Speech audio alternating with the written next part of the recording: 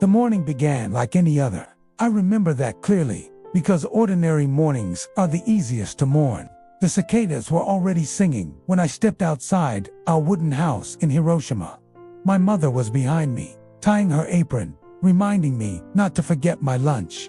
The air smelled of river water and ash from distant factories. War had made even summer feel heavy, but that morning, the sky was painfully blue to blue.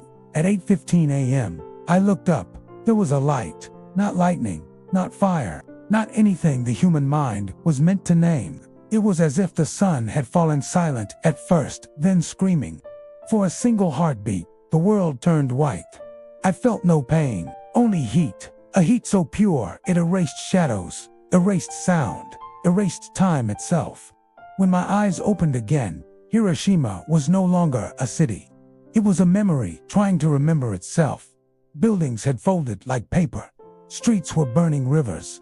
People moved without voices, their mouths opening and closing as if sound had been stolen from the air. Skin hung like torn cloth, hair drifted like black snow. I called for my mother. My voice did not sound like mine. I walked, though I don't remember deciding to. My feet carried me through ruins where schools once stood, where trams once rang their bells. A man sat perfectly still, holding a lunchbox that had melted into his hands. A child searched the ground for a shadow that no longer matched her body.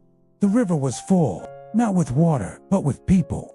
They stood waist deep, silent, steam rising from their skin, eyes staring at nothing. Some never climbed out. The river accepted them gently, as if ashamed of what the sky had done. By afternoon, it began to rain. Black rain. It tasted like metal and sorrow. It stained clothes, skin, memories. We drank it anyway. Thirst is louder than fear. That night, Hiroshima glowed, not with lights, but with fires that refused to die. I found my mother's hairpin in the ashes of our home. Nothing else remained.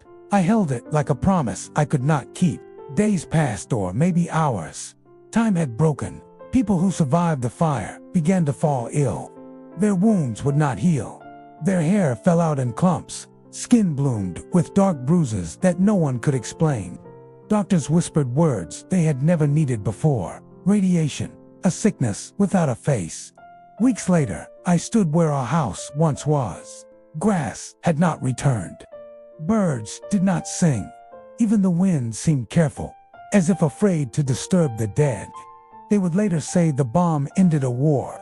But in Hiroshima, it began something else. A lesson written in shadows, burned into stone. A warning carried by those who lived when they should not have.